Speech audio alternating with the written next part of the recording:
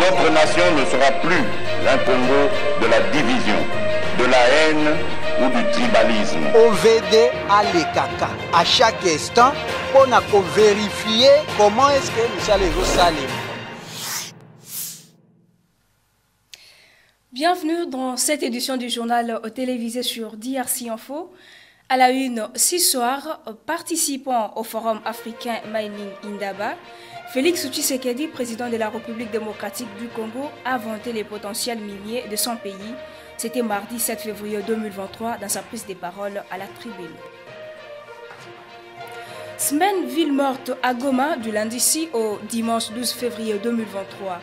La population gomatracienne était dans la rue mardi pour demander le départ des forces régionales de l'EAC de l'Est de la République démocratique du Congo. Bonsoir. Mardi 7 février 2023, le président de la République démocratique du Congo, Félix Antoine Tshisekedi, dans sa prise de parole, c'était à la tribune du Grand Forum africain Mining Indaba qui se tient à Cape Town, en Afrique du Sud. Il a vanté le mérite potentiel de son pays tout en présentant sa vision de la transformation du secteur minier en RDC. Suivez. L'histoire atteste que mon pays a toujours été présent à tous les grands rendez-vous des révolutions industrielles, mais malheureusement que sa population n'en tire aucun quelconque profit. Une fois encore, nous nous retrouvons aujourd'hui pour un grand rendez-vous, celui de renforcer la résilience au changement climatique à l'échelle mondiale. Et il est de plus en plus évident que la sécurité climatique, la sécurité énergétique et la sécurité alimentaire vont de pair. La République démocratique du Congo est encore prête à jouer sa partition. Mais cette fois, nous voulons que le peuple congolais y trouve pleinement son compte. Fort de son potentiel en minerais stratégiques que sont le cobalt, le cuivre, le lithium, le manganèse, le nickel et le graphite, mon pays peut contribuer au règlement des questions climatiques et ainsi jouer un rôle majeur dans cette transition énergétique. Dès mon accession à la magistrature suprême dans mon pays, je me suis employé à redorer l'image de la République démocratique du Congo pour la rendre plus attractif aux investissements en la transformant en un espace assaini par l'amélioration du climat des affaires. J'ai instruit donc le gouvernement de prendre des initiatives allant dans le sens de s'inscrire dans une dynamique permettant l'amélioration du climat des affaires en veillant à ce que la mise en œuvre de ce cadre favorable aux affaires concourt réellement au bien-être de nos populations. Aujourd'hui, la République démocratique du Congo dispose d'un cadre juridique adapté, servant à faciliter les opérations commerciales, à protéger les droits de propriété et à régler les litiges. En quête des solutions pour le retour d'une paix durable dans l'Est de la République démocratique du Congo, Félix Tshisekedi a séjourné le week-end dernier à Luanda. C'était sur invitation de son homologue angolais Joao Lourenço. Images et commentaires. Après les assises de Bujumbura, où les 6 chefs d'État de l'EAC ont jugé la situation sécuritaire préoccupante et ont exigé la fin des hostilités par le M23 et leurs alliés, le président de la République, Félix Antoine Tshisekedi Tshilombo, poursuit sans désemparer son périple, toujours à la recherche de la paix dans la partie est de la RDC. En route pour Indaba en Afrique du Sud, le chef de l'État, qu'accompagnait la distinguée première dame Denise Nyakeru Tshisekedi, est arrivé ce lundi 6 février à Luanda, capitale de la République d'Angola, pour rencontrer son homologue Joao Lourenço, qui pilote le processus dit de Nairobi depuis son début. Une escale utile de quelques heures qui a connu le soutien à leur pays d'origine d'une frange des Congolais qui ont choisi l'Angola comme seconde patrie et sont venus encouragé le président de la République dans son infatigable recherche de la paix durable dans la partie orientale du pays. La rencontre se matérialise par un tête-à-tête en mode huis clos au palais présidentiel de Luanda en fin d'après-midi.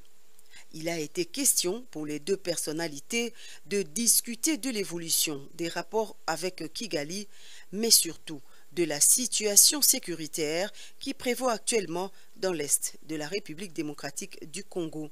Cette réunion intervient au lendemain de l'entretien entre les présidents Félix Antoine Tshisekedi Tshilombo et son homologue Denis Sassou Nguesso à Oyo, axé sur les mêmes faits.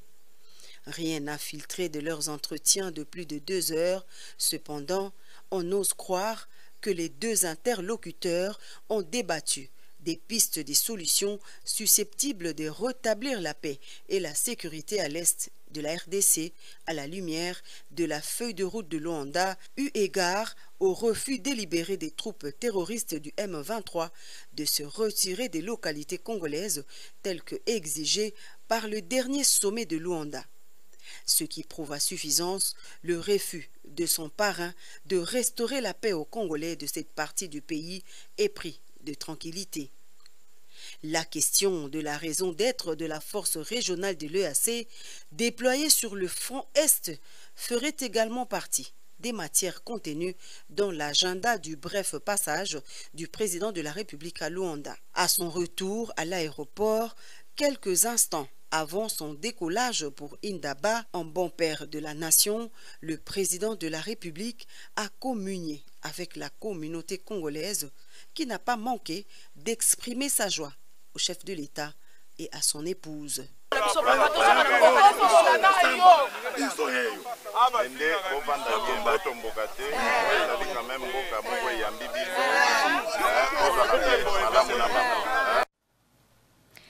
Répondant à l'appel de la société civile locale sur la semaine ville morte, la population était nombreuse mardi 7 février 2023 dans le rue des Goma pour dire non à la présence des forces régionales de l'EAC dans l'est de la République démocratique du Congo. Alain Goma pour les commentaires.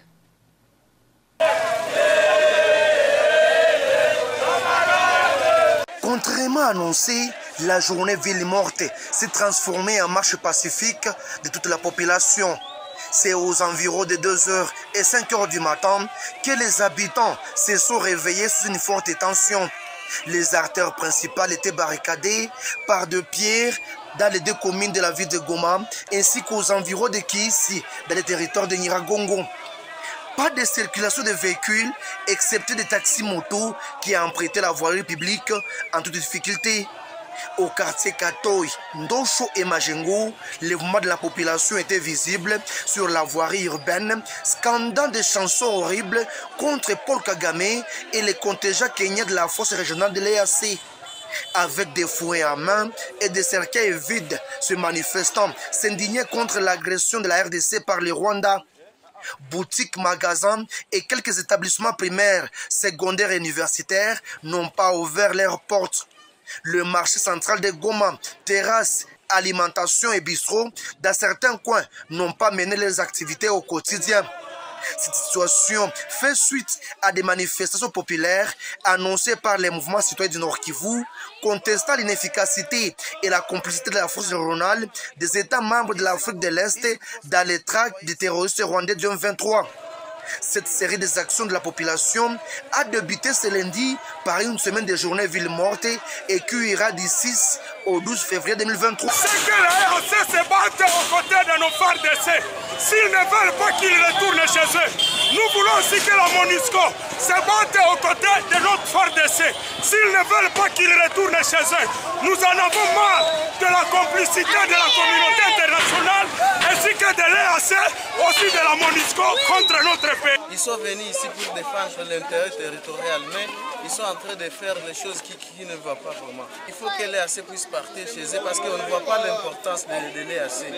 En tout cas, on ne voit pas l'importance. Surtout, nous disons à l'auteur, la personne qui a amené l'EAC ici, ces gens sont encore au pouvoir. C'est sont eux qui ont amené ces étrangers lourdement armés qui ne font rien dans notre pays. Nous les jeunes, on va être fatigués pour défendre le pays. À tout à n'ont jamais trahi le Congo. Aucune présence de la police n'a été signalée durant les manifestations en colère des habitants. Et c'est plutôt déployé pour ouvrir la circulation avec peine suite aux grosses pierres déposées sur la chaussée. Pas d'arrestation malgré des cas isolés de vandalisme de quelques habitations de paisibles citoyens situés le long de la route. Ce n'est que tard les après-midi que la vie quotidienne a repris avec timidité dans la ville.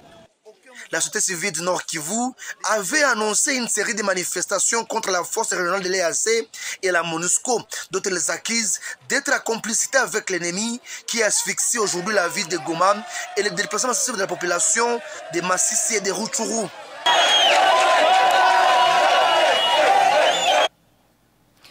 Les gouvernements congolais, par l'entremise du ministère des Pêches et Élevage, devra acquérir les bateaux pour relancer la pêche industrielle. Les pêcheurs de Kinkole se sont exprimés quant à ces au micro de Africa Mujinga, Georges Mapoko et Dieudonné Mouzika. Après l'appel d'offres, ces derniers pensent qu'entre les discours médiatiques et la réalité, il y a un fossé. Le problème à bateau de pêche, c'est quoi? Ce que tu as dit, parce que le ministère a des la bourse à l'État, l'Académie chinoise des sciences halieutiques. Qu'est-ce qu'il y a comme besoin et qu'est-ce qu'il faut faire comme réponse. Mais malheureusement, besoin politique et bébé administration à pêche. Et pour qu'il y ait produit résultat moi cause la produit parce que nous sommes ça les autres qui en contre-courant et en réalité la vérité. Appel d'offres à bateau de pêche. Avant ça, nous avons invité la primature, le cabinet à premier ministre. Na sala qui presque journée entretien basé ko interroger autour de ça na ipsa ki bango boy.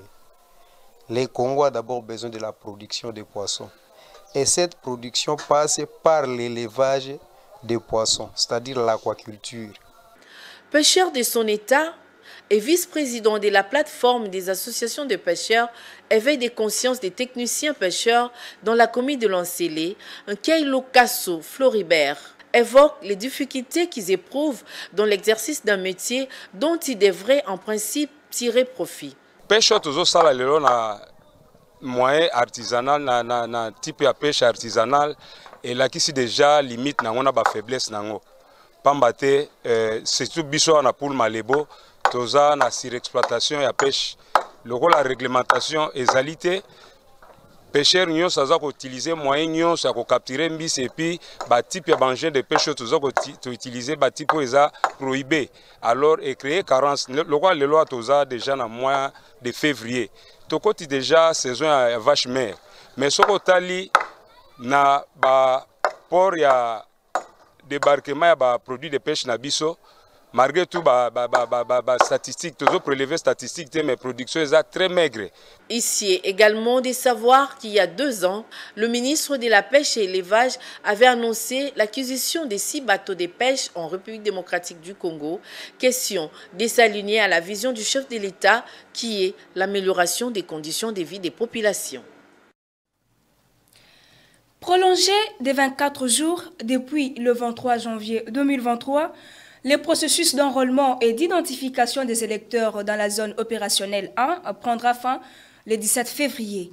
À l'heure actuelle, il n'y a plus d'engouement dans des centres d'enrôlement dans les provinces de l'Ouest. Le seuil attendu de 18 millions d'identifiants n'est toujours pas encore atteint. Judith Mpoyi nous en dit plus. Le processus d'enrôlement et d'identification des électeurs dans la zone opérationnelle 1 a été prolongé de 24 jours depuis le 24 janvier 2023. Le 17 février sera donc la fin de ces opérations à Kinshasa et dans toute la première zone. Mais le constat fait dans plusieurs centres de la ville dénote moins d'engouement d'électeurs. Or, le bilan des 18 millions identifiants attendus pour les provinces de l'Ouest n'a pas encore atteint son seuil. Contacté à ce sujet, Eric Izami, journaliste de la Commission électorale nationale indépendante, appelle la population RD congolaise à se faire enrôler car, dit-il, il n'y aura pas une seconde prolongation. Ce que moi je dois vous dire, c'est d'aller vous faire enrôler. Parce que c'est vrai, le vote est facultatif, mais l'acquisition de la carte d'électeur est obligatoire. Quiconque n'a pas de carte n'aura pas non plus la possibilité de se faire l'occasion d'avoir la carte d'identité. L'autre fois, on avait la carte d'identité en accordéon. Nos parents avaient ça, c'était des couleurs vertes comme ça. Ça s'ouvrait comme ça, comme un accordéon. Maintenant, là, si vous n'avez pas la carte d'électeur maintenant, vous aurez du mal à pouvoir accéder à cette nécessité-là. L'État congolais va nous offrir cette carte-là au moment venu. Mais pour que l'État arrive à vous le donner, vous devez d'abord présenter la carte d'enrôlement pour la CENI. C'est ce qui est très important. Signalant que ces opérations ne concernent pas seulement l'identification et l'enrôlement des électeurs, mais aussi le recensement de la population RD congolaise qui n'a pas eu lieu depuis Mobutu. Le Conseil supérieur de l'audiovisuel et de la communication, CESAC, a décidé de couper les signaux des chaînes audiovisuelles rwandaises émettant en République démocratique du Congo via Canal+. Cette décision a été prise lors d'une réunion extraordinaire tenue mardi 7 février 2023 par les CESAC à son siège. Alain Goma pour les commentaires.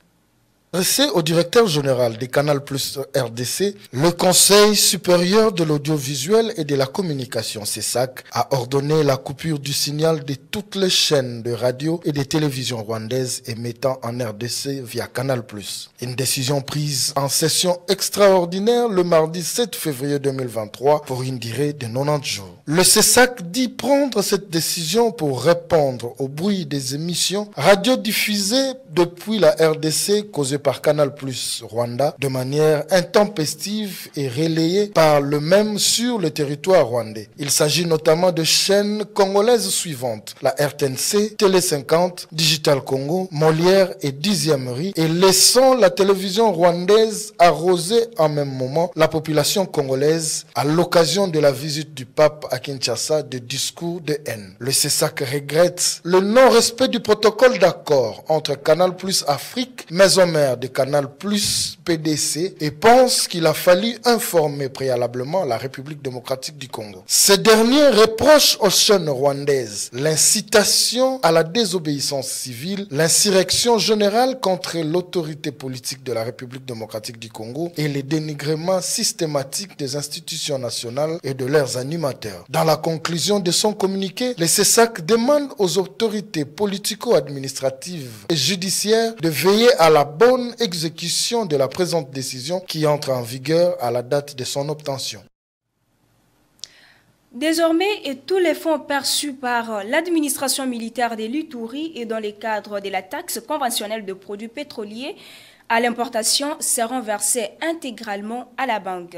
Ceci ressort de la réunion d'évaluation du contrat de collaboration ECOFIN FRDC, tenue lundi 6 février 2023 à l'Ituri. Junior Selimani.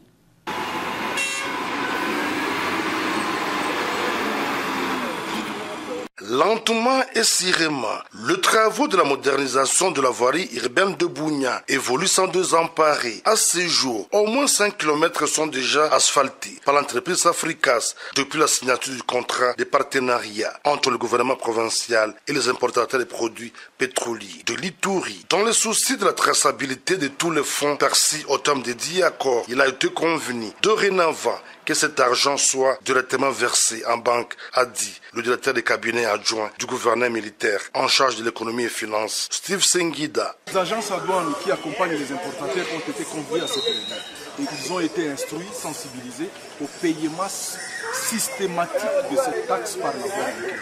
Donc aucun paiement ne sera désormais effectué de manière manuelle, s'il faut le dire, où les agents touchent à l'argent.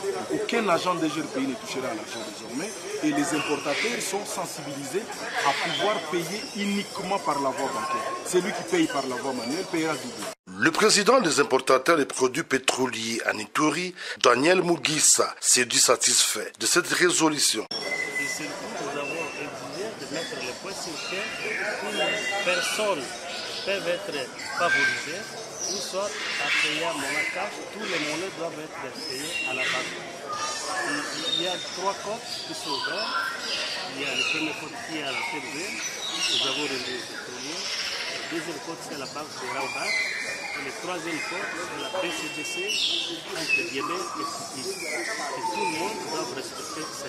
C'est de là que nous avons bien jugé pour dire que non, au lieu que les pétroliers puissent remettre les personnels de la DGRPI l'argent, mais qu'ils puissent aller verser l'argent à Rappelons que cet accord de collaboration exige à chaque opérateur pétrolier à verser $1000 américains au compte de la province à l'importation, une manière pour les opérateurs économiques de contribuer au développement de la province. Ces travaux d'asphaltage par Safricas et l'entreprise Mogabaon ont pris une vitesse de croisière depuis l'arrivée de l'administration militaire sous le leadership transformationnel du gouverneur Luboya, d'où la ville de Bunia se métamorphose du jour au jour. Parlons sport à présent. Après l'arrêt du championnat national par la Linafoot, la Fédération congolaise a convoqué une réunion entre l'organisateur du championnat et les clubs pour voir dans quelle mesure sauver ces championnats. Alain Koma.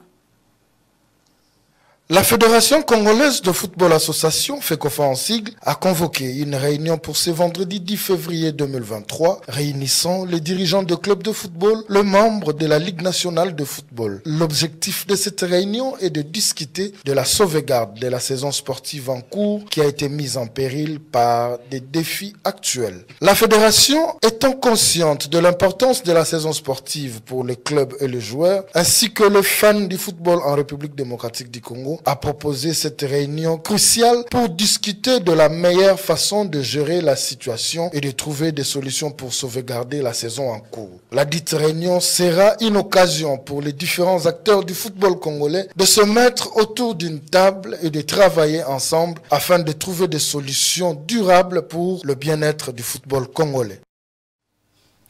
C'est par ces images que nous allons nous séparer, mais avant de clore ce journal, prenons les rappels des titres. Participant au Forum africain Mining Indaba, Félix Tshisekedi, président de la République démocratique du Congo, a vanté les potentiels miniers de son pays mardi 7 février 2023 dans sa prise de parole à la tribune. Semaine ville morte à Goma du lundi 6 au dimanche 12 février 2023. La population gomatracienne était dans la rue mardi pour demander le départ des forces régionales de l'EAC de l'Est de la République démocratique du Congo. Merci à vous tous de nous avoir suivis. Bonne suite de nos programmes chez vous. Au revoir.